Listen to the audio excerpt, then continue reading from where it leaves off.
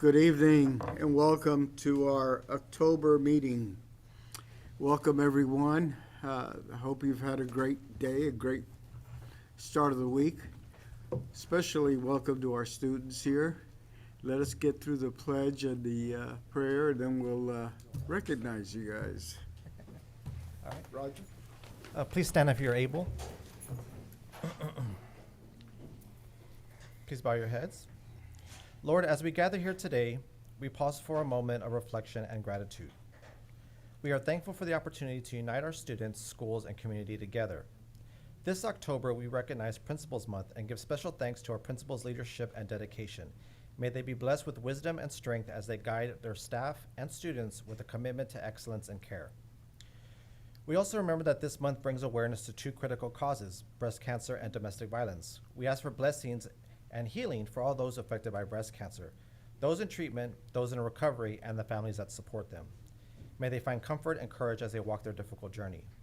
We also lift up the survivors of domestic violence, asking for protection, peace, and hope as they rebuild their lives. May they find the strength to overcome, and may our communities continue to be places of safety and support. May this meeting be filled with thoughtful dedication and a shared commitment to foster our students' and staff success and well-being. In your name we pray, amen. Amen. I pledge allegiance to the flag of the United States of America and to the republic for which it stands, one nation, under God, indivisible, with liberty and justice for all. Honor the Texas flag.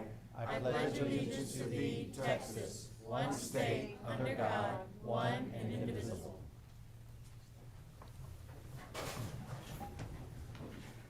Thank you, Roger. Thank you, sir.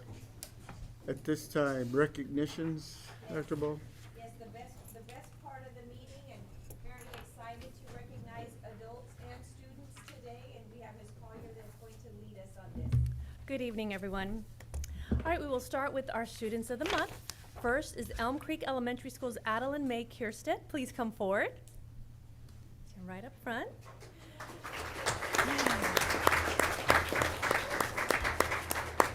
Choosing Adeline Addie as Elm Creek's star student candidate was and is an easy choice. Addie is polite, courteous, and kind-hearted student who shines bright with her many talents, abilities, and character traits. In her short 8 weeks of third grade, Addie has already shown to be an extremely hardworking student who strives for excellence. She's making 90s and 100s in all her subjects, but more importantly, remains focused and works hard in the classroom while also showing good citizenship with her behavior. Even in difficult circumstances, Addie can use sharp problem-solving skills and produce positive results, not just for herself, but for her classmates. Addie was chosen to represent her class in the School Students Council Club. She not only follows rules and procedures, but also inspires her peers to be better in various ways. Addie is an outstanding role model, as well as on her softball team and soccer team, where she spends most of her free time. Watching her grow with Southwest is going to be an exciting journey for all who have the privilege of walking alongside her. Congratulations. Addie's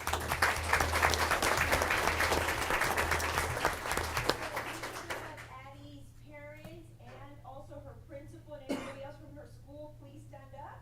We'd like to recognize them.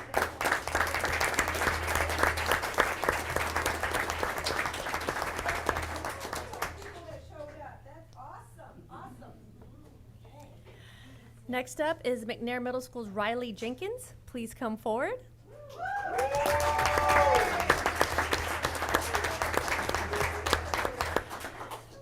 Beautiful. McNair Middle School is proud to recognize Riley due to her outstanding achievements and dedication both in and out of the classroom. As an 8th grader, she is part of the National Junior Honor Society. Her commitment to academic excellence sets a great example for her classmates. Riley is a key player on the 8th grade volleyball team. Coach Guthrie describes her as a huge asset to the team, saying her dedication and passion for the sport shines both on and off the court. Riley actively participates in the San Antonio Mayor's Fitness Council, where she works with our district's PE and health coordinator, as well as the campus principal, Mr. Cruz. She is currently tackling a nutrition project aimed at benefiting her fellow student athletes. Her ability to balance academics, athletics, and extracurricular activities is truly inspiring and is one of the many reasons she was chosen as Student of the Month. Congratulations.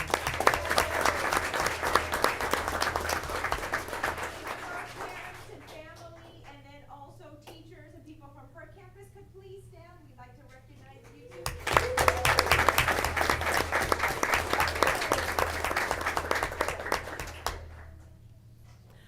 Southwest High School's Noah Cedillo, please come forward. Noah currently serves as parliamentarian for Student Council and is a member of the varsity mariachi. Noah is deeply involved with the school leadership team at Southwest High School.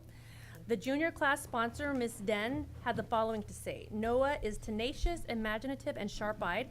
He is constantly improving himself by expanding his skill set, and he uses those skills to better serve the community. His good humor speaks to his capacity of love, compassion.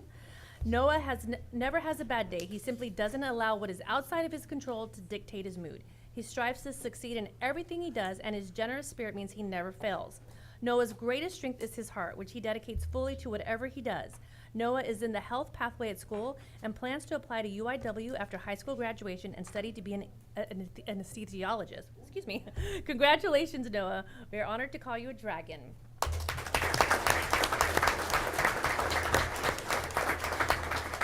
Noah's family and school family will also stand up. We'd like to recognize them.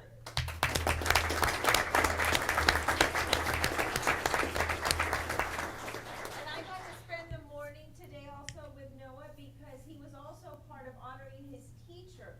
His teacher, Michael Sandoval, is going to be the Excel, or is the Excel winner. So I got to see Noah and all the great work you do there. So thank you. We're gonna take a picture, so if y'all could stand a little closer together. If you would open your, oh, there's such a open like that. Awesome, awesome.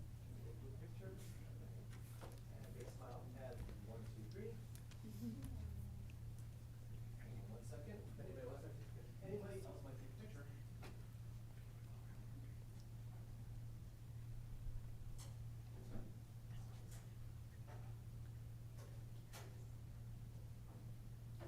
Very proud. Thank y'all so much.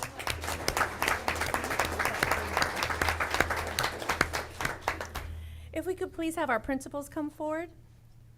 All of our principals, come. As we celebrate Principals Month, it's an honor to recognize the incredible work of our school leaders.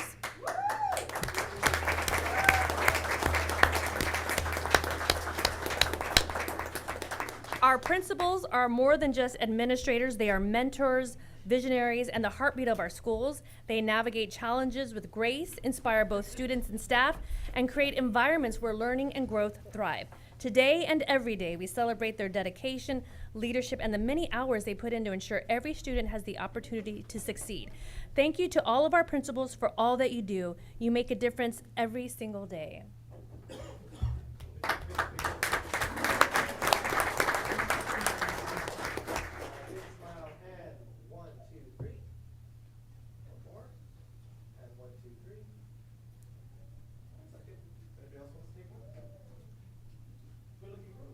Thank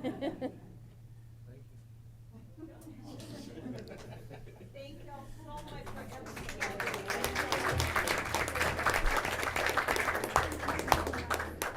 Amazing leaders. Thank y'all. We'd also like to recognize Texas Education Human Resources Day. Governor Greg Abbott proclaimed October 9th, 2024 as the Texas Education Human Resources Day, a day set aside to recognize and honor the significant contributions made by school staff and human resources. The staff work hard each day to make sure our schools are staffed with high-quality employees and that those employees have a positive work environment. Thank you to our human resources staff for all that they do, and they are led by our Chief of Staff, Adrian Ramirez. I know he's here in the crowd somewhere, way back there. Yeah. Oh, anybody else that's here from the division, please come up. Anybody else? HR, anybody else from HR? There you go. Where's Francis? I know I saw her. Francis? She's right there. I'm looking out in the audience.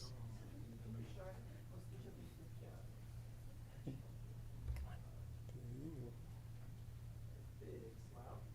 And 1, 2, 3.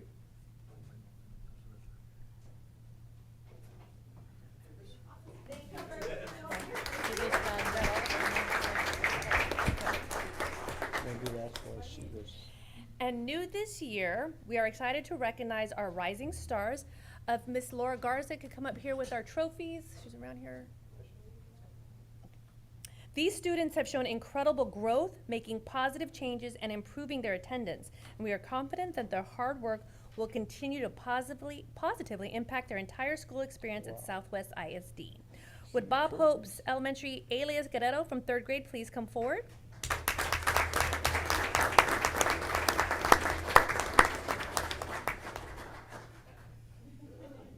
Look at this trophy you get. Isn't this awesome? Yeah, isn't this awesome? Congratulations. And all I need for you to do is keep coming to school every day. Every day. Can you do that for me? Let me tell you, boy, this little sweetheart is such a special child because he definitely advocates what he wants. You know what? I was walking down the hallway with a big piece of chocolate cake, and he looks at me, he goes, I want chocolate cake too, right? That's awesome, awesome. Yes, okay. Let's hold it like this. Perfect. Does this look perfect? Okay, awesome. And smile. 1, 2, 3. We're super proud of you. I'm gonna hold this so you can shake their hands, okay? And I'll put it right here, and then you come and stand right there, okay? Our next rising star is Resnick Middle School's Kaylee Lauda from 7th grade. Told you it was gonna be awesome. Come on, come up. Congratulations. Congratulations, we're so proud of you.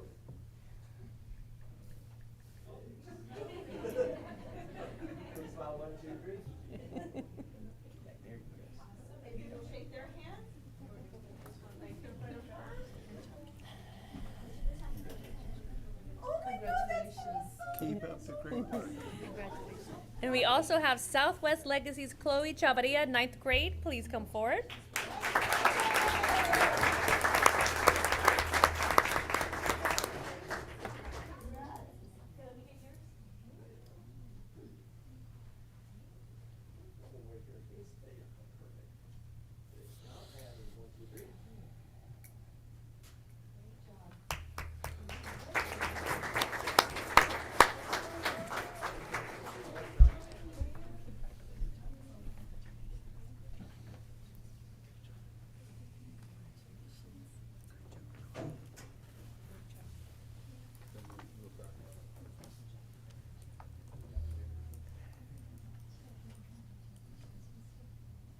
Okay, so then you come to right over here, sweetheart, and then you hold the certificate and stand right there in front of yours.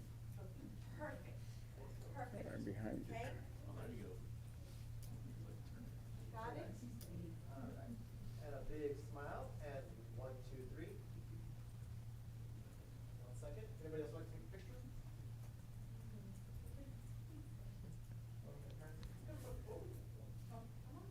And their family.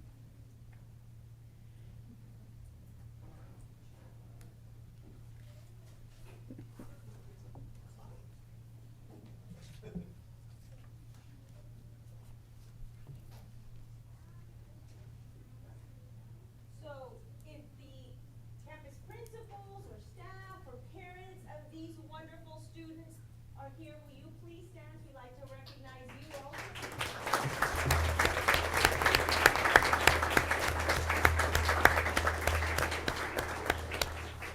I'd like to thank the parents sincerely because coming to school is very important. And that is what your child has achieved by being a rising star, for coming to school on a regular basis. So we're very excited and we want you to continue this, okay? Continue this, because you know, when you become a senior, you could win a car for coming to school. That's kind of right? Yeah, so keep coming to school every day, okay? All right, thank you, thank you.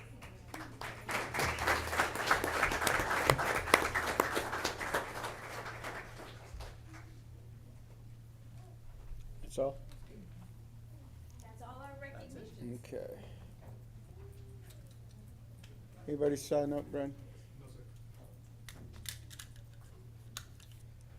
Okay, at this time, as much as I'd like to have a full house for the whole meeting, the most exciting, the most fun part has already happened. You're welcome to stay for the rest of the meeting. It gets a little boring, okay? But at this time, we're gonna take about a 2-minute break. So if you'd like to leave, you're more than welcome to leave. Thank you so much again. Okay.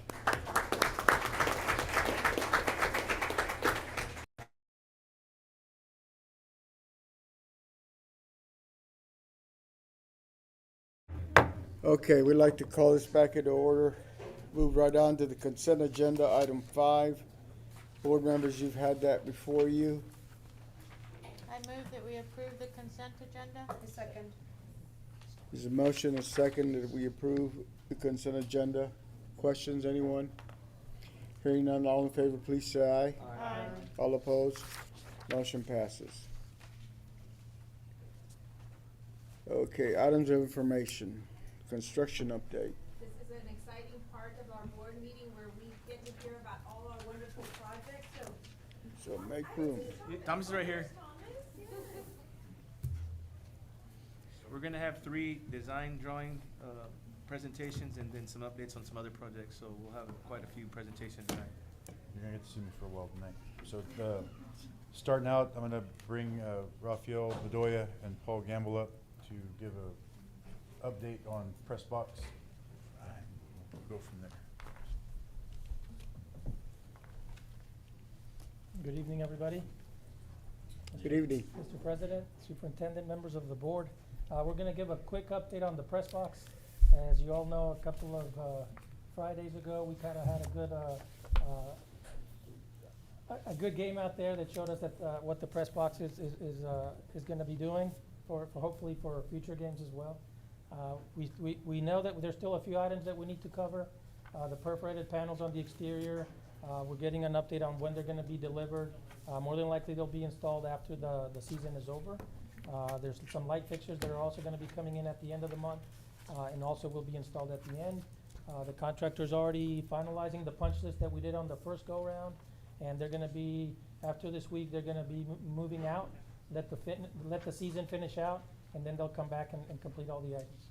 But overall, the building is complete. We got the fire marshal approval. We got all the inspections completed, and it obviously was ready for occupancy this past game. And we're going to do the ribbon cutting ceremony this coming Friday, so that's going to be an exciting day.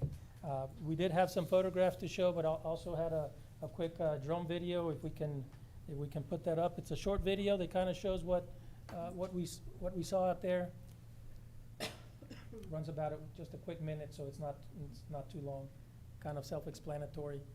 You see the signage, kind of what we planned. It's all there now, installed, final. We're missing on the tower the perforated panel. There will be the last ultimate feature that's going to kind of boost the appearance of the building itself.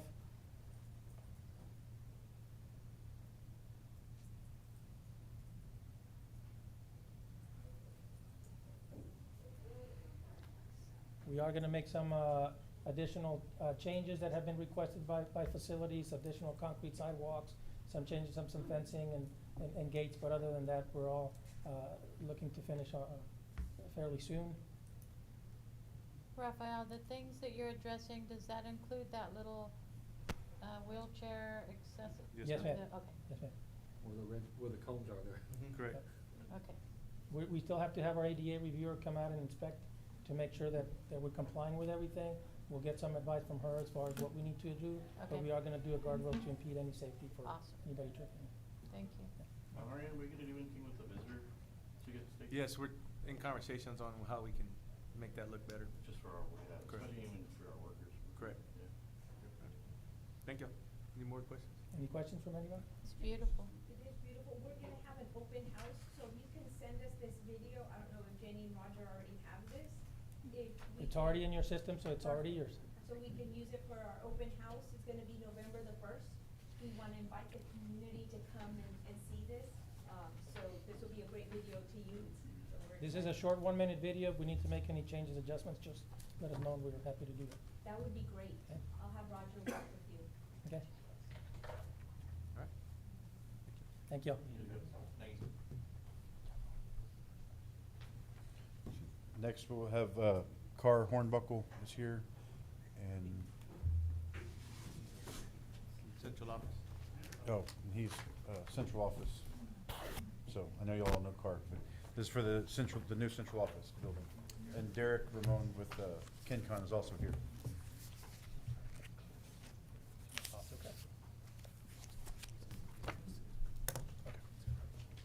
Okay. All right.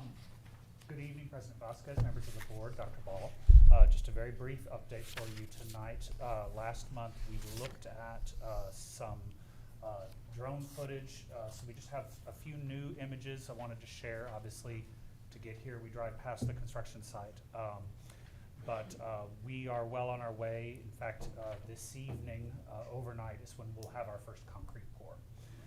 So all of the pad has been prepared. From this angle, you get kind of a nice vantage point for what the building footprint will be relative to the rendering. So that's basically now set in place for where we'll start to bring it out of the ground. When we meet with you all next month, we will be at the point where we have the steel frame starting to be erected. So we'll really start to see the building take shape. I thought this image swung a little bit further around to the west is interesting because this is, what we just don't get to see once the building is built. So this in the pad shows all of that underfloor piping that will be there before the slab pour. And then each of these little yellow squares, that is for the building elevator, but it's also planned that you can, in the future, add 2 additional elevators. One at the back of building A, so this is where the boardroom is. This is the bridge that goes across. So at the end of that bridge, you could, in the future, add a second elevator. And then we plan for an additional elevator right where you kind of have deliveries at the back of the building. We didn't include it in the project in the budget right now, but you could plan for that elevator as well. So I just wanted to point that out to you. And honestly, that's everything I have for this. So, any questions? Thank you. Sure, thank you. Short and sweet.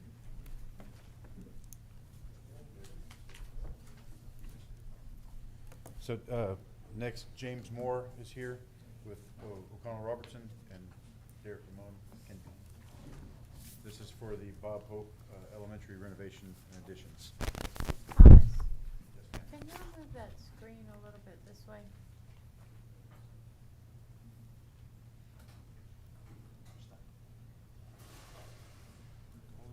That all the cords you got. Okay, that helps. Is that better? Can you see? Okay. You all good? Mr. Vasquez, Dr. Ball, board members, thank you very much for having us today. This is for the update for Bob Hope Elementary School. I want to tell you all just up front, we're doing really good. Just overall, the new additions going on the back end of the building, the renovation of the back side where the library used to be is currently underway. The portable buildings or some of the site utilities have already been completed and inspected from the city, as well as that's just an enlargement of that drainage outlet. The portable buildings are being finalized. It looks like C of O or a certificate of occupancy will be issued at the end of the month, so that way the campus can start moving students over into that area. The addition, the pad has been completed and is supposed to be starting to pour on Friday. All the beams have been cut in, the steel is tied, all the plumbing and under floor utilities are already installed. And all of the classrooms in the old library, as I said up front, they're almost ready to be occupied. So probably December by the time it gets to completion. Right now they're installing ceiling grid, HVAC ductwork, and the lights, and then they'll start doing the finish work and installing millwork. That's pretty much where we're at right now. Any questions? Will I see you on Friday? Yes, ma'am. Wonderful, I appreciate your support, thank you. Thank you. Thank you. Eric? So those were the 3 projects that we have underway right now. Next, we have LPA is here, along with Joris, to talk design development for Elm Creek Elementary renovations. So I'm going to turn it over to Jim Opel, and he's going to take it from there. Good evening. We're excited to share progress on Elm Creek Elementary School. Let's see if I can get the presentation open.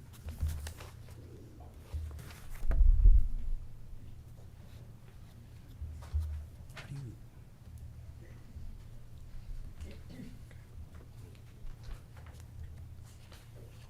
So a little bit of a schedule update. We have issued our portables utility package to Joris. They'll be presenting GMP 1 tonight. That will allow us to get the portables online by Christmas break, when teachers will begin moving.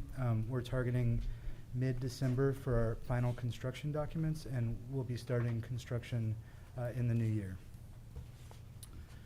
So the overall floor plan is very similar to the last time we shared Elm Creek. We've been able to gain some space in the library to create more area in the secure vestibule and the reception area.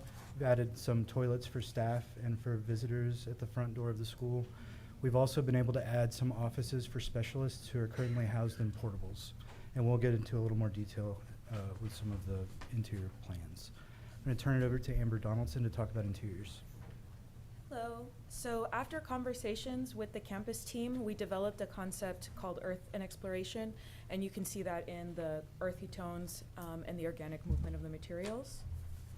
So the first area we're going to cover is the waiting and reception area. We brought in those same warm tones and earthy textures to create a warm and inviting entry with the secure vestibule next to it. In the library, we're going to share kind of the biggest changes. We opened up the ceiling so it's exposed to deck and brought in more of those earthy colors and organic movement, try to create a really light and bright space. This is just another view of that. And then this is going to be our main focal point, which is that tree in the center of the library.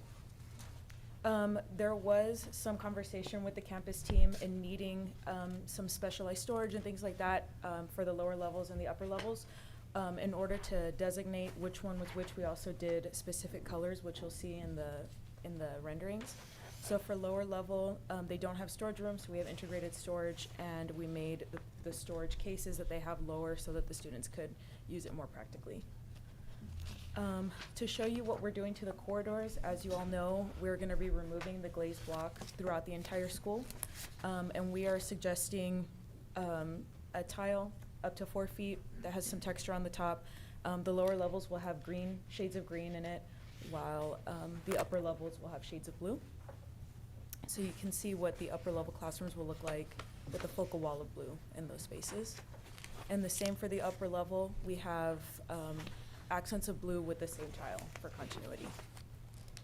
The life skills classroom, we took over the art classroom to give a specific space for them and also added a bathroom where the kiln room used to be.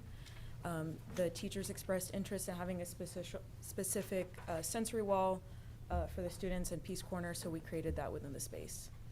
And that's just a close-up of that. Here you can see just a larger plan of the specialist offices that we were able to gain by reworking some of the classrooms and space in the hallway. For the cafeteria, we are also exposing the ceilings to create it more light and bright. We are also adding windows to the student play area so that we can bring in natural daylight into the space. And to bring in warmth, we have wood around the center. Here's a shot of the corridors just outside the cafeteria, so you can see how that would look. Student restrooms, just gonna go quickly through those. This was what the girls' restrooms would look like, and then the boys. And then give it to Chris for a second. Good evening. So for this campus, we'll be demolishing all the existing major canopies. You can see that we have new canopies at the cafeteria and gym, the front entrance, which will go through some renderings to show our hierarchy to emphasize the main focal point to enter the school, and the new bus drop-off canopy. And we'll also be replacing all the small awnings around the campus as well.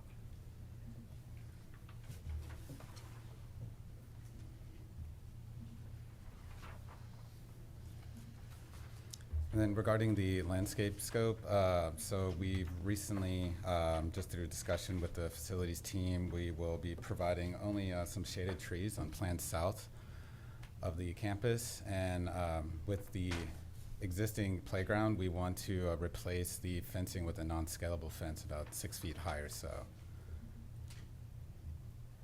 And this enlarged view just kind of highlights some of the major activities out there in the central courtyard outside the cafeteria area.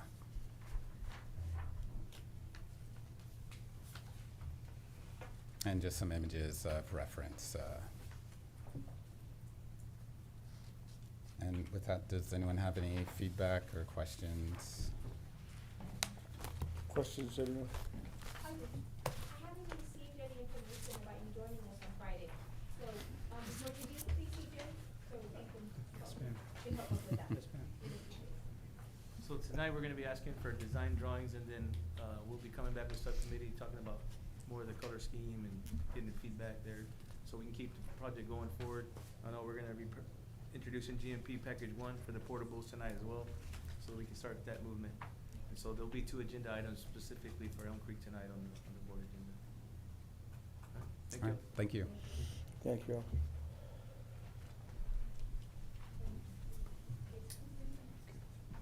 Next, we have Jeff Rodriguez with Huckabee, and they're working on the Crewald School of the Arts renovation project. And we also have Paul Lacoste and Gwen Bonnickson. So they're gonna do the same. It'll be design development drawings, and then we'll have an action item later tonight about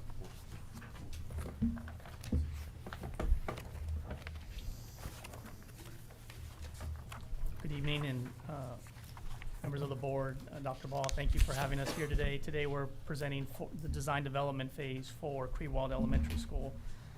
And so we'll run through it briefly. You have to hit the page down, sorry.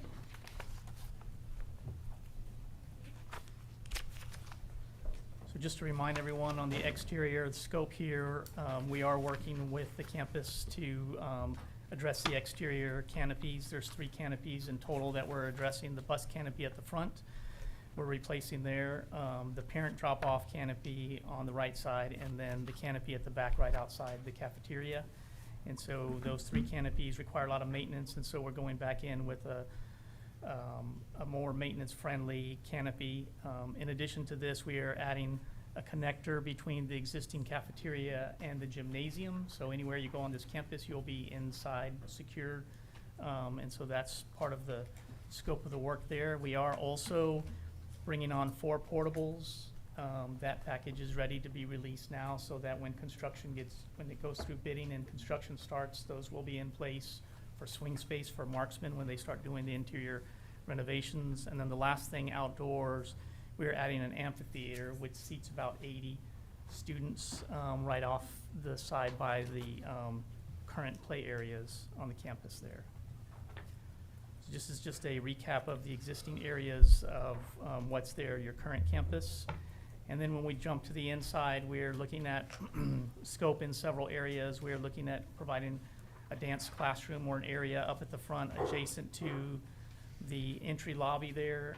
We are adding restrooms for the secure vestibule as well, and redesigning the secure lobby as you come into the campus.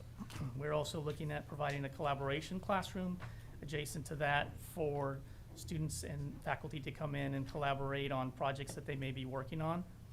We're also addressing the library with the ceilings and updating the ceilings in the library as well as the cafeteria. And then we're also going in and updating the corridors, replacing all the glazed block right now with a ceramic through all the corridors. And then we're adding 2 faculty restrooms as a request from the campus and facilities that there are not enough faculty restrooms on this campus. And so we're adding 2 faculty restrooms.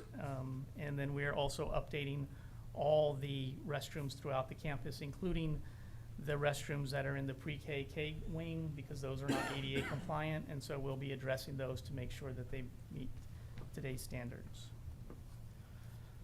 We'll talk a little bit about the finishes that we're doing.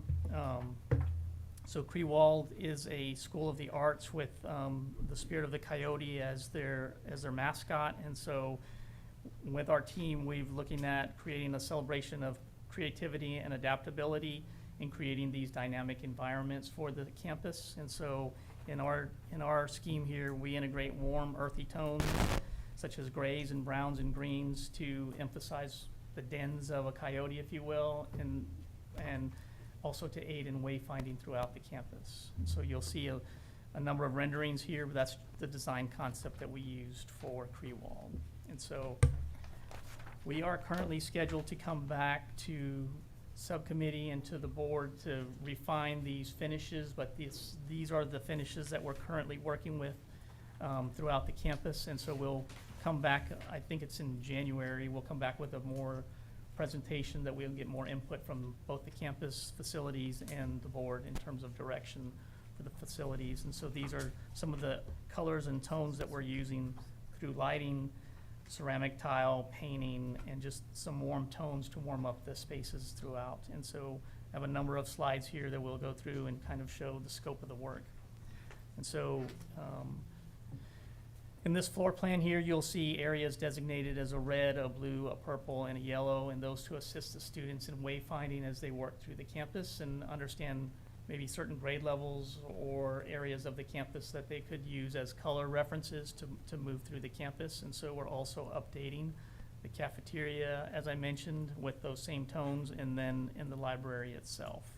And so, as I mentioned earlier, the canopies with the hierarchy up at the front door, this is an example of what we were envisioning for the canopy at the entry with some lighting and signage there to show that this is the entrance of the school.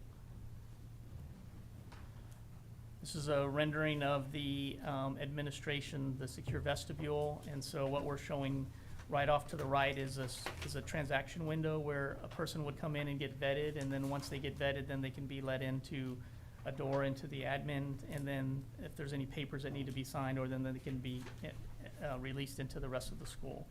And so you'll see here we've addressed some lighting, the flooring, all the millwork is new. We have a placeholder right now for graphics. It's a welcoming as you enter into the admin, and with some warm tones there and some lighting up at the ceiling to address the lobby or the reception area. This is a rendering right outside the library, just looking down the corridor. So we're going to do accent ceilings down that corridor, as well as flooring and those colors, as you'll see as you run through the campus. You'll see the colors for wayfinding throughout.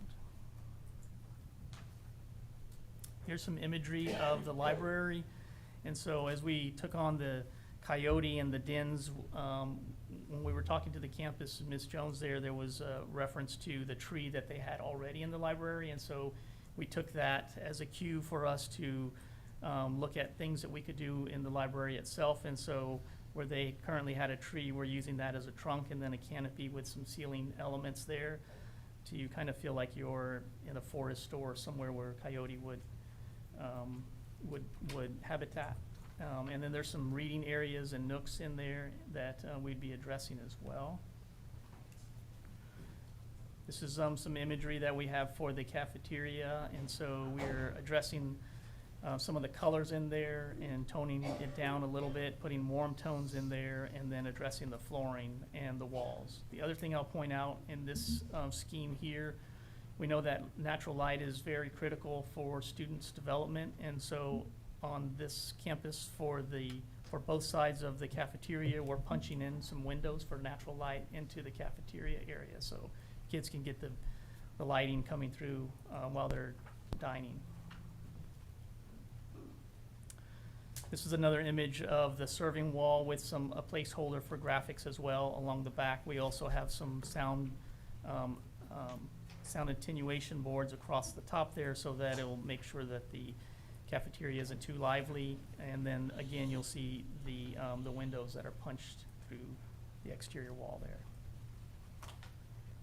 This is the playscape, or the play area, excuse me, in the back where the cafeteria and the gym are, and that's the connector and the new canopy that we'll be addressing as you go through the campus. So you'll be under secure anywhere on this campus to go throughout. And then this is just a rendering of the gymnasium with some upgrading. The facilities department has already done lighting upgrades in there, so that scope of work is not in ours, but we are addressing the flooring, the material, the padding, and just the court layouts as well. So those are gonna be upgraded in the existing gymnasium. So, a little bit about schedule. As I mentioned earlier, we talked about an early package. So package one, what we're labeling as the 4 portables that are coming on, and so those are actually signed and sealed and ready to advertise, and Marksman's doing a great job in putting together some opinion of probable costs so that we understand where we are on this project, and so they'll be ready.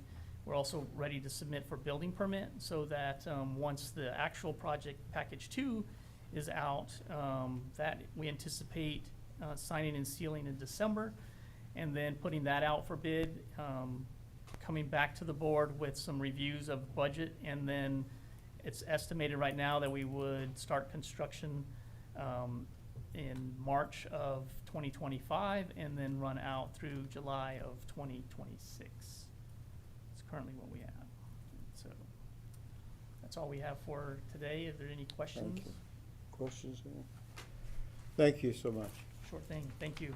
I'd like to thank Huckabee for the support, and I look forward to seeing you on Friday. Yes, ma'am.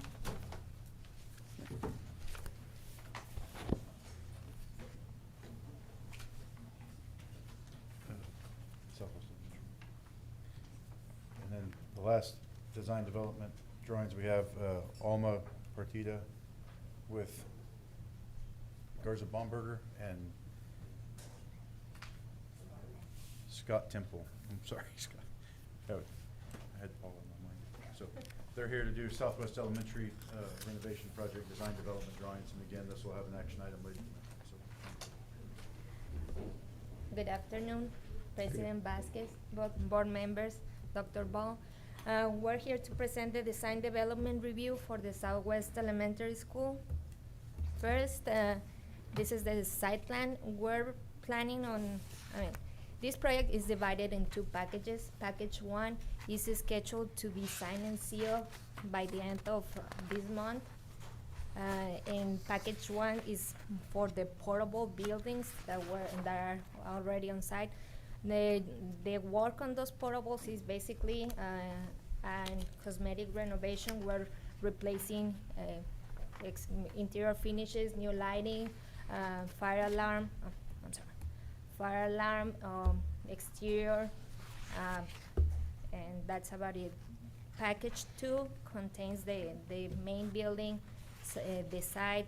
We're planning on having an HVAC upgrade, new lighting, interior finish out, technology upgrades.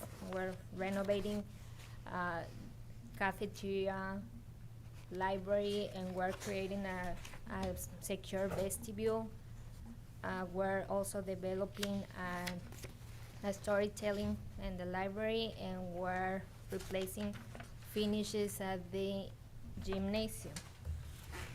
On the exterior of the campus, we're also scheduling the renovation of the existing canopy. One of the comments that we received from the school staff is that a lot of people have issues identifying what's the main entrance. So the request was to make it look different. So for that case, we're planning on demoing one portion of the canopy and replace it with something bigger that will make a difference or separate both entrances.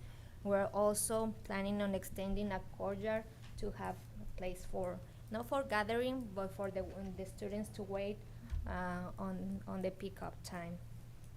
We also will have new lighting on that canopy. We'll have an alternate for the reseal and resurfacing of the existing parking lot, if money allows it, of course. And this is an image, a conceptual image of the vestibule and the reception area. We're having a ballistic transaction window between the vestibule and the attendants. We're putting a new circulation desk, and we're basically isolating the vestibule from the rest of the school with a new storefront that is gonna have a safety film on the new door. We're also improving or replacing the PA system and the fire alarm system. These are some conceptual renderings of the reception and the vestibule. As you may see, we're providing new lighting, and we're basically refreshing the overall look of the school. This is a rendering from the corridors. The concept that we're following is having a wayfinding. We're trying to have each corridor with a different color. We're following not the rainbow, but within those shades, just to make the wayfinding for the students, and we find that also that to be beneficial for the teachers for them to direct the kids. Those are renderings from the library. We're replacing new flooring, ceiling. We're putting acoustical treatments for some acoustical improvement in the area. We've been working very close with the school staff, trying to address their needs, and so far it's going well. The rendering on the upper corner corresponds to the storytelling, which is still under design, but we're trying to incorporate kind of the Wild West concept into the school, since that's the logo and that's the school mascot. These renderings correspond to the classrooms, and in the lower house, which corresponds to pre-K to second grade, we're providing additional storage, since teachers have mentioned that they lack of storage, and we're also replacing one-to-one all the millwork in the rest of the school. And finally, this is a rendering from the cafeteria, where same new finishes, new acoustical treatments on the walls to avoid noise problems. We're replacing the stage flooring, new lighting, new PA system, etc. And finally, this is the rendering from the gymnasium. On the gymnasium, we're only providing new finishes, and we're also providing a new sport flooring. It's not gonna be a wood flooring per se, but it's a rubber sport flooring, which will improve what they currently have, that is seal concrete, I believe. And that's all I have. Any questions? Questions, anyone? Thank you so much. Thank Have you. a good evening. We'd also like to thank you for your support. And I'm not sure if I'll see y'all specifically on Friday, but hopefully somebody from your system. Thank you. That's all for the construction reports. All right. I think tax report, you've had that. Yeah, you have I it think on we your got an script. additional page. Yeah, so that's just, we're pretty much at the same we were last month, 98%, so we still have a little bit of collection left to get hopefully to 99% last year. Okay. Financial report, investment report. Board members, stop me at any time with questions. Report on gifts and bequests. Enrollment report.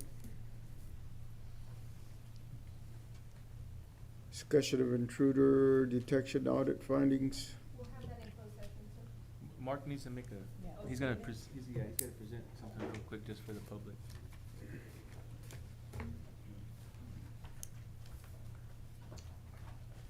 Good evening. Our top priority for our district continues to be keeping our students, staff, and visitors safe each day they visit our campus. TEA recently conducted intruder detection audits at several of our campuses. These audits test whether campus is accessible to an unauthorized individual and also helps districts to identify how campuses can improve safety and security. We acknowledge that parents and community members are likely very interested in the details of our audit results. However, it is in the best interest of the students that we do not share this information to the broader public, as it could lead to compromise in security information. Specific details of our intruder detection audits will be discussed in executive session tonight and was also discussed at our Safety and Security Committee last month.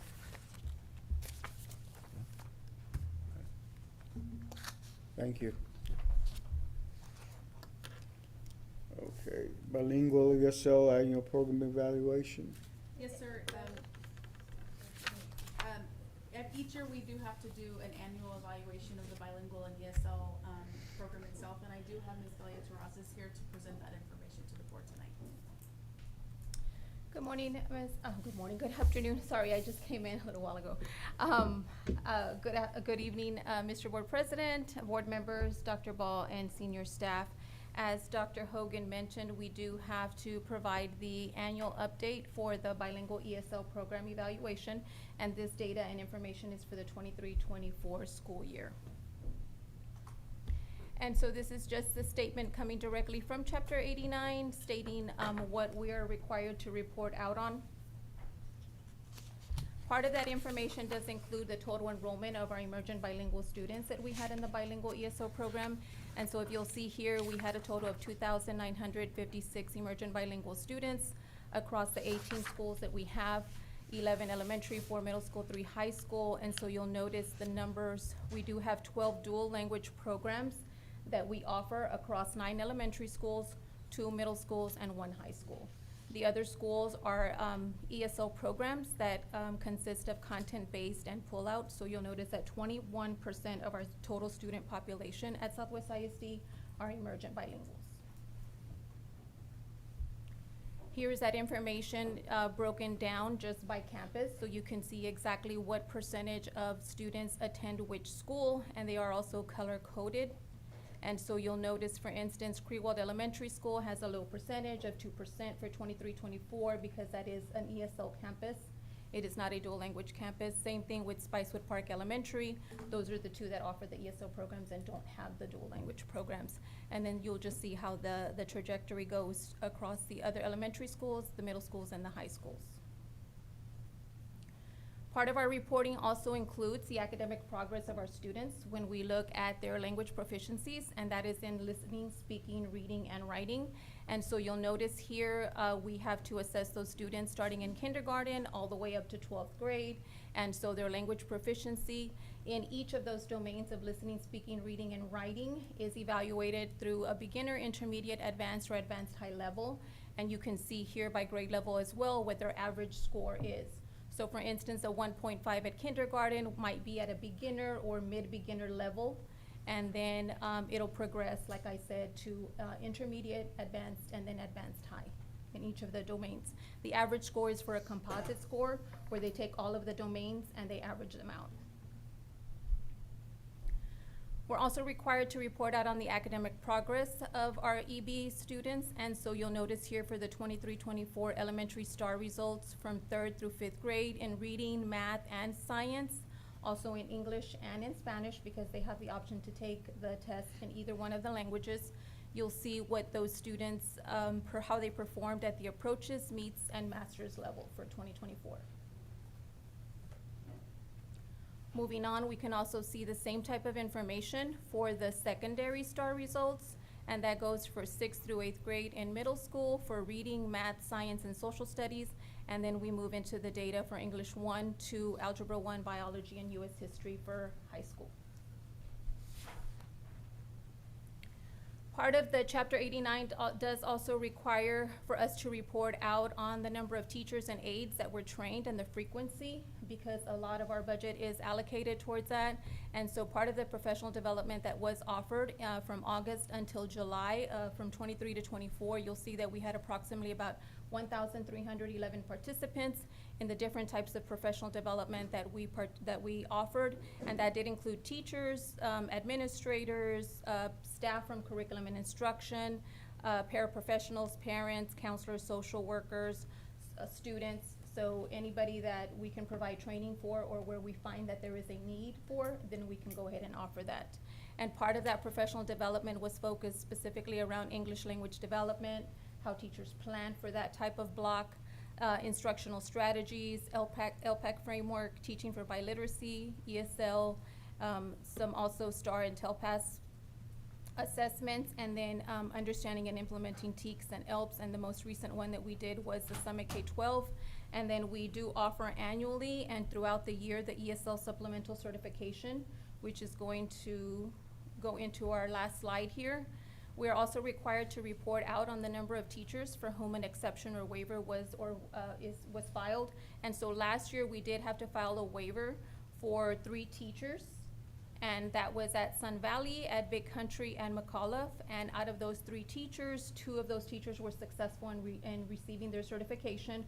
One of them was a full-time sub, and therefore Big Country was able to assign a certified teacher, and so there was no need for that one to get certified. This year, we will be filing another waiver for the ESL and the bilingual component. So for 24-25, upon November 1st, we will be filing for a waiver for 1 bilingual teacher and 49 ESL waivers at secondary. And that is all the information we have. Do you have any questions? Questions, anyone? Ms. Mendoza, I noticed you're standing in the back. I'm standing in the back. Do you have anything you'd like to say as the bilingual director? We have a lot of work to do. Yes, I'm, we do. I'm ready. This is based on last year's work for students, for teachers. It's a lot of work. I'm happy to discuss individually. I've been meeting with all departments, every person. Finally spent my full day at campuses today, like I should be doing, but a lot of the computer and other communication has been happening. So it's a lot of work ahead. I'm ready. Thank you. But I need all of you. I'm happy to see Happy Principals Month, and but I'm happy to discuss specific. I know Ms. Belia and Dr. Hogan, Ms. Terrazas and Dr. Hogan, we have some great ideas, and that we're ready to implement. Yes. Thank you. Thank you. Thank you.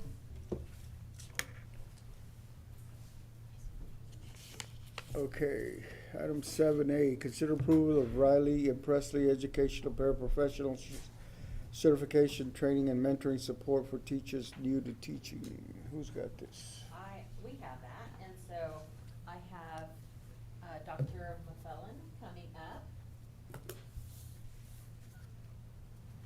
Just to let everybody know that it is a state requirement that all new teachers have a mentor, and we've tried different forms of mentoring. Last year we started a new methodology. This year we've kind of refined it, so Dr. McClellan is going to kind of tell us what we're going to take the mentoring to the next level. Good evening, Board of Trustees, Board President, Madam Superintendent. I'm so happy to be here tonight with you all to talk to you about where we are with paraprofessional certification and mentoring support for our new teachers. So our paraprofessionals are very important to the work that our classroom teachers are doing. They work directly with our most vulnerable students. They play a key role in improving academic outcomes, and they ensuring they are well trained is really crucial to the work that we have ahead of us. And supporting new teachers, the same thing. We have brand new teachers, 114 brand new teachers who are in either their first or second year of teaching. So it's really imperative that we provide them with the support that they need, the mentoring they need, so that they don't want to leave our system. So what we have been working on this year is ensuring that all of our paraprofessionals receive the certification. So in order to be a paraprofessional in our system, you either need 45 college hours or the paraprofessional certification. At this time, 66% of our folks have the 45 hours, but they do not have the paraprofessional certification. So we have embarked on a journey with Riley and Presley Educational to ensure that our paraprofessionals have the training that they need and receive that certification. So during our non-instructional days, so our PD days, the first day, training day was yesterday. They have 2 other sessions that will happen throughout the year during those non-instructional days, professional development days, where they will spend the whole day training our paraprofessionals, ensuring that they have the certification and have the tools and skills needed to be the best in their role. They cover the content areas, reading and math. They talk about strategies for special populations, and they also work on relationship building as well. As for our new teachers, again, we have 114 new teachers. We're also collaborating with Riley and Presley on ensuring that they are having their needs met. So they are going and meeting with new teachers monthly. We also have our principal in residence who is also meeting with our new teachers. She's making her rounds and going to those campuses, and I am also going to those campuses to make sure that our new teachers have the supports that they need, and working alongside with our campus principals to ensure that their mentors are meeting with them one-on-one and they're feeling that support, especially now in October when there's kind of disillusionment within new folks. So we're making sure that that does not happen so that we can maintain our new teachers. So again, ongoing multiple touch points and professional development. So when these two individuals go to the campuses to meet with new teachers and we talk with our principals, they let us know this is what our needs are with new teachers. So last month, they gave a training on unpacking the TEKS that new teachers gave us feedback saying that this was really helpful for them. Next month, they will deliver a training on strategies and supports for discipline. And so again, they're really thinking about what are those needs and creating training to support those needs. So lastly, the paraprofessional certification training right now for those 14 individuals is $2,800, and the mentoring support is $57,000. And so I'm asking for your approval for these two items. Board? I move. We have a motion and a second that we approve Riley and Presley Educational Professional Certification Training and Mentoring Support for teachers new to teaching and teachers overall as needed. Any questions? So this is much more cost effective than us having two of our own employees do the mentoring. So we're still evaluating to see which would be best. Right now, because of our budget deficit, we're not ready to add two full-time, because at this time, if we decide to not go this route, we could just stop the contract. Okay. And I would also add that these two ladies have experience at Region 20. They're the go-to people for the paraprofessional training and mentoring. Anybody would say they would bring their names up.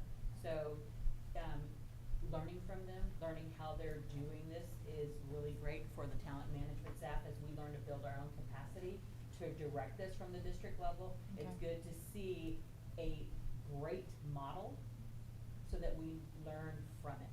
And who is learning from it? Is she our whole talent? So you're the group. She's our talent management. That was me. She's our talent management, but in talking to both of them, they're really coming to the table with our building capacity. We had not thought of adding paraprofessionals. They brought paraprofessionals, and that worked to us. What we had found out is a lot of people that did go to the Region 20, because we used to send all our paras to Region 20 for this training. They may have received that training 15 years ago, 10 years ago. We're not updating the training. We're assuming that campuses are updating, and we should not assume. Because what we hear from paraprofessionals is they also need to be built, they also need to grow. A lot of our paraprofessionals and our parent volunteers become teachers for us later, and they want to work back in this community, and they'll stay if they're from the community. So that's what we're looking for. We're looking for a way to build our capacity and keep the people that want to be Southwest here in Southwest. Okay. Any other questions? Okay, we might have a motion, a second. All in favor, please say aye. Aye. All opposed, motion passes. Thank you. Thank you. Okay, that was 72.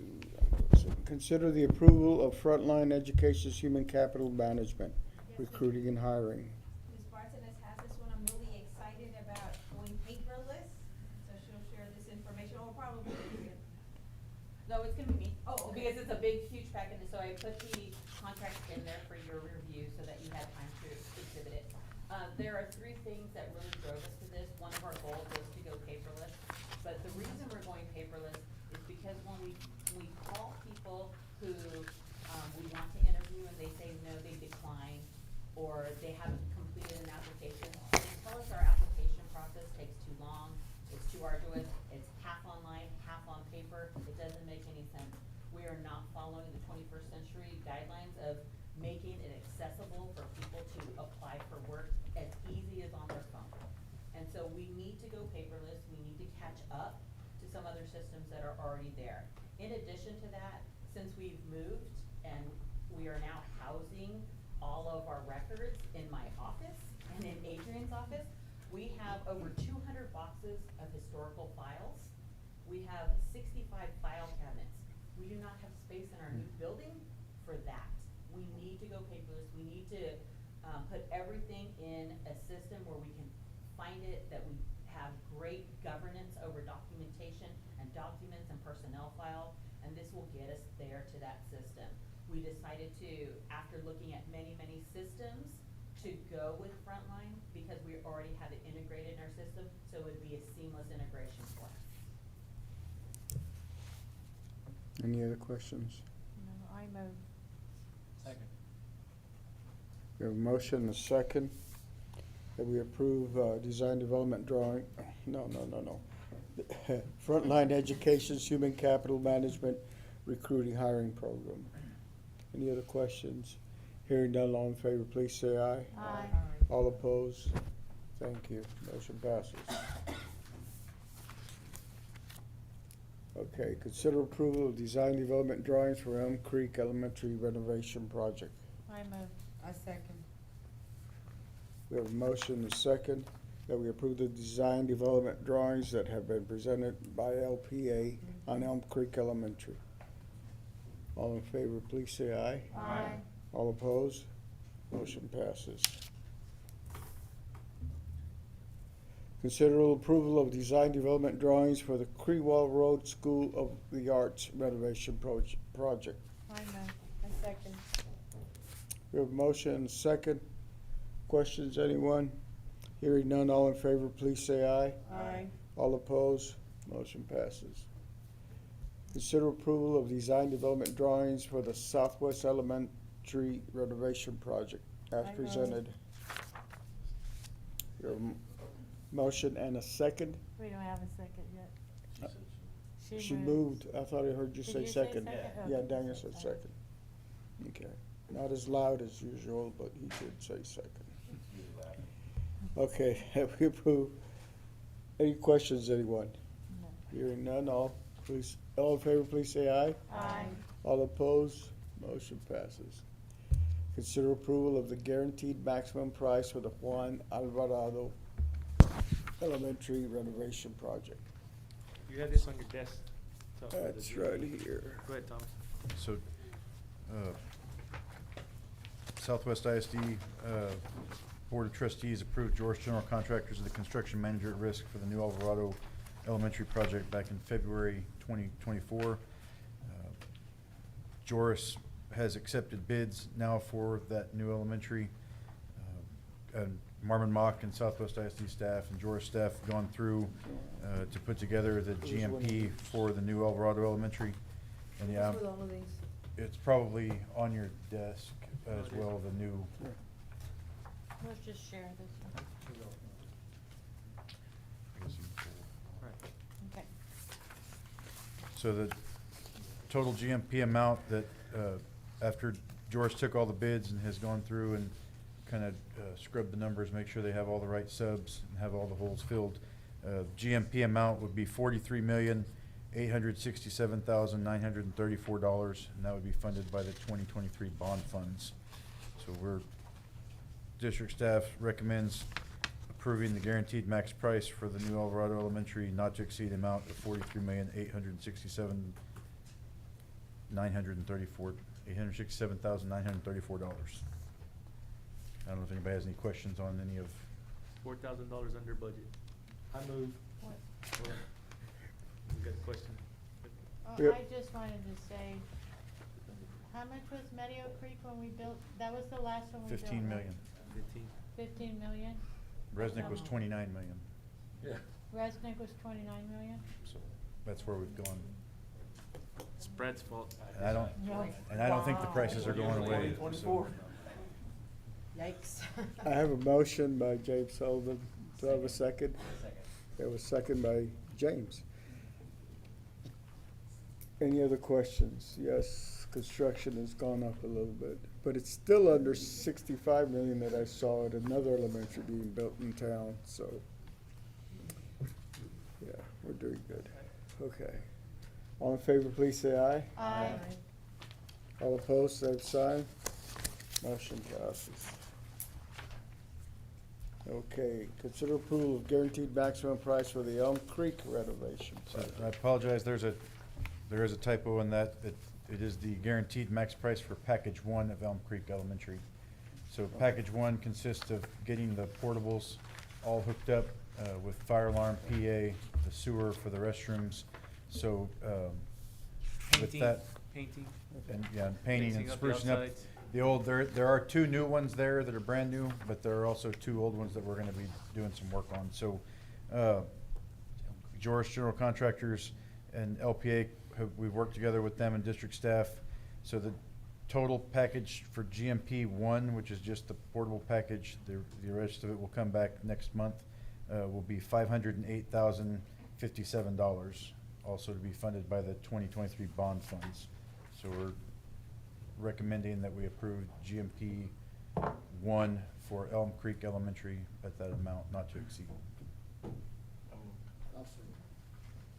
We have a motion, a second. Questions on the portables at Elm Creek? Hearing none, all in favor, please say aye. Aye. All opposed, same sign. Motion passes. Thank you so much. When will we be doing the GMP for the portables at Southwest Elementary? Probably the next, either next brown bag or next board meeting. Probably the brown bag. We're shooting for we're bringing all of them. We actually met yesterday, and the architect, Alma, was putting together that package, and Bartlett Cock is bidding that out right now. Can you go tomorrow with just a can of paint and go ahead and paint that one? I can't. Okay. I can't spray paint. Just put a banner up right now. Okay, we're gonna come back to item F after closed session. Item 9A, consider approval of updated House Bill 3 board goals. I don't think that's a comeback for. Was that a comeback for? I thought we were gonna have a closed session, No, this is explanation. multi-hazard emergency. Oh, it's a different one then? All right, go ahead, Sylvester, sorry. Am I right? You're Yes, right. you're right. He's You're right. Thank you. Okay. Item 9A, consider approval of updated House Bill 3 board goals. Good evening, Board President, Board members, Dr. Ball, and senior staff. Tonight, we are asking for approval for the updated House Bill 3 goals that really focuses on early childhood literacy and then math, and then also our college and career military readiness. This is a joint effort. We worked with campus principals to really look at measurable goals to set for the next 5 years. And so this is not the first time that we are bringing the goals to the board. Back in 2020, we did bring the first round of goals that were also set by campus principals at that time. And so those goals were good for up to 2024. So now it's our second round, and our goals will be set for up to 2029. So the first goal that you'll see is aligned to STAR at the meets level. So you'll see here the percent of third grade students that score meets grade level or above on STAR reading will increase from 41% to 66% by June of 2029. You'll see that under the yearly target goals we have from 2024, and it progressively increases until 2029 at 60%. For the closing of the gaps, you'll see that we did pull the demographic data also, and we have goals all the way from 2024 also to 2029. And so this is for reading. And then you'll see that we have that for math also. It is also aligned to STAR meets. And you'll see that as a district, our goal is to go from 35% at meets to 60% at meets. And you'll also see that we have the increments there from 2024 all the way to 2029, where we will end at 60%. The closing the gaps, we've also pulled that data, and we have increments also growing from 2024 all the way through 2029. Is that in the packet? Yes. Oh.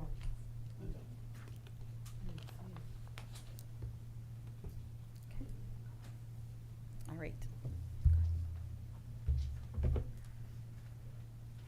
Okay, our last set of goals deal with our college, career, and military readiness. We do have 10 indicators that our students are going through to make sure that they do demonstrate that they're either college, career, or military readiness. And so we do have our goal of 88% starting in 2025, and then moving up to 92% in the year 2029. If I can just interrupt, you're right, Ms. Bernal, it is not, but I'll get you a copy of it, so we'll get you, we'll get the Thank board a you. copy. Sorry. No problem. Thank you. And then we also did pull our demographic data to look at all our sub-pops and set goals for them so they could reach their college, career, and military readiness up to 2029. Okay, and this is the last set of data that we do have for you. Do we have any questions from the board?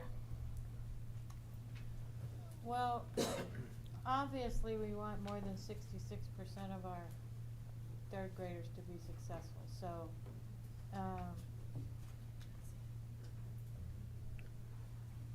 Would, I mean, what? no, I'm just curious how we would answer to the public if we're saying our goal is that 66% of our kids would be successful. Well, I mean, these what are- does that look like for us? So this is at the meets level, and so in approaches, that's what normally gets reported to the public. But we're challenging ourselves, and it's not gonna be at the first level that the state looks like, but we're also looking at the meets level. And so we do meet the 60% goal. Our goal as a district is for us to be 90% approaches, 60% meets, and 30% masters, and that will make us that A rating district that we are striving to be. So we are already challenging ourselves in that meets level, which is students not only just a grade level already, but they're also achieving that next level, which is masters. So in our goal as a district, it is that 90% in approaches, 60% in meets, and 30% in masters. So what we're trying to do is looking at our current data and then just looking at ourselves 5 years from now, being at that meets level of 60%. So here is, we're not looking at that first level of approaches. Now, what we're looking at also right now is we're working with map data. This is STAR math data. We're also looking at map data. And so with that map data is right now we already know the projection of by the end of the year. And so with that, we're working on that, just with the campuses, looking at the data to see how we can continue providing interventions and staying on task with providing closing the gaps too for the students. Yeah, I just don't want to, like, when the public sees our meeting and then we're like, oh, that's good. Right. We that's know not it's not Yes. good. And I think that's where, like, even when we're having this, like you're mentioning here with the public, is we're looking at that needs level. Just, being very clear that it's not the approaches. And our goal really is, 90% and above in third grade for them to be that approaches and above. Right. And so for the purpose of this data, we're looking at that needs level. Okay. any other questions? Okay, and if I understand this correctly, what you're asking from us is to approve the updated House Bill 3 goals? Yes. Correct, Okay. yes. Board members? I second. We have a motion, a second. Any other questions? All in favor, please say aye. Aye. All opposed? Motion passes. Thank you. Okay, special programs. Consider approval of one-year grant with PK4SA for the 24-25 academic school year. Yes, So, we have continued our partnership with Pre-K for SA as a recipient for their grant, and this is to continue to expand our early childhood program. So tonight, what I'm seeking approval for, is to continue with the partnership with Pre-K for SA. Questions, anyone? Is that just the normal paperwork we do with them every year? Okay. Do we know how many of our kids that reside in the southwest boundaries go to the pre-K for SA school? To Do their they still- centers. Do they still go there? Yes, we do have some of that data. I don't know off the top of my head, but I'd gladly put it in the Friday note. Okay. Unless, Aubrey, you had it off the I top. don't have it off the top of my head, but I will add that. Wasn't a lot, right? Okay. We'll put it in the Friday note. I guess along with that question, how many slots we get and how many slots we used? I think Francis knows it off the top of her head. No, I don't know it off the top Oh, of my I head. thought- I was looking at Joey because I know we had that one. You were Okay. trying to say something. We have it built. We'll have it to you in 5 minutes. Okay, Oh, yeah. motion, please. I move. I second. A motion and a second that we approve the PK for SA Southwest ISD partnership contract. I think we've been asking for this information for some time. It's like 24 kids. Yeah. They have 24, not a lot 26 of kids or kids. something, and, We've shared with you in the past, we get Yeah. a Yeah. voice. Yeah, we It's don't know like how much. 60 how slots much and it's half a year. changed, Yeah. right, that's what it is. We'll share with you some historical. We'll do like a 5-year historical. Awesome. That's good. That sounds good. You're welcome. Anything you need. Okay, we have a motion and a second. All in favor, please say aye. Aye. All opposed? Motion passes. Thank you. Okay. Consider amendments to stipends in 24-25 compensation plan. What was that? You have those, in front of you. It has to do with a Stronger Connections grant that Dr. Hogan and our team were awarded. So the grant pays for these stipends, and we just wanna ask the board to approve. I move. I second. We have a motion and a second that we approve the attached additional items, pay items for the 24-25 compensation plan. Questions, anyone? No. All in favor, please say aye. Aye. All opposed? Motion passes.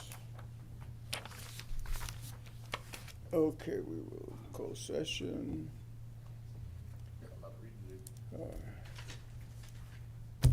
I'm ready. You ready for your Yes. last? Very important, one last thing. I'd first of all like to start off by wishing a very happy birthday to Mr. Carrillo. He's celebrating a birthday today, so happy birthday to you, and God bless you in your work. Then also would like to share that we have our golf tournament that's coming up on Friday. Anybody that would like to join us, please do so. Then we also on Friday also have a very busy day because we have our Fraser dedication, which we're really excited. That would also be live streamed along with the game in case anybody can't join us. Excuse me? 7? At 7, yes. Then we have the Fire and Armor Bowl at 7:30. Then we have the Southwest High School Dragon Drama presents Luchadora on Wednesday, Thursday, and Saturday. This Wednesday and Thursday is at 7 and Saturday at 4:30. And then, of course, lots of fall festivals that are coming up, and you have a schedule of all of those. Oh, are they in here? It's in that colorful one. November one. If there's any new ones, I'll put in the Friday note. And I just got confirmation, it's 24 students, but we'll still provide you the historical for 5 years, but Jody is quick over there on her feet to get that information to She had us. to call McKenzie to get it though. Can you have someone send us the information on the theater this week? On the I what? didn't get it down. The theater. Yeah, cause it's not in this November calendar. We'll put it on the Friday notes. Oh, okay. Well, is it Well, gonna no, be it's, before that? sorry, October. it's It's this- before that, yes, it's isn't it? Wednesday and Thursday, Probably on the October one. Yeah. tomorrow, Wednesday. Anything else? No? That's all. Board? Anyone have Probably anything? 7. Did y'all see the email from Sky Harbor about us participating? So we need to let them know if we're gonna participate in that trunk or treat. We'll talk about it after, I don't know, it's not school business, like voting. Mm. Can we make plans later, or do we need Let to me do it make now? plans later. Okay. Okay, It's this weekend, isn't it? all right. as permitted by sections 551.001 through 551.146 of the Texas Government Code pursuant to Texas Government Code 551.074. Discussion on personnel, administrator employment, resignations, reassignments, leaves of absences, and contract renewals. Pursuant to Government Code 551.071 through 551.0821. We will also deliberate on litigation. And pursuant to Government Code 551.076 and 551.089, we'll also discuss intruder detection audit report findings and related safety items. At this time, 7:28, we will now go into closed session.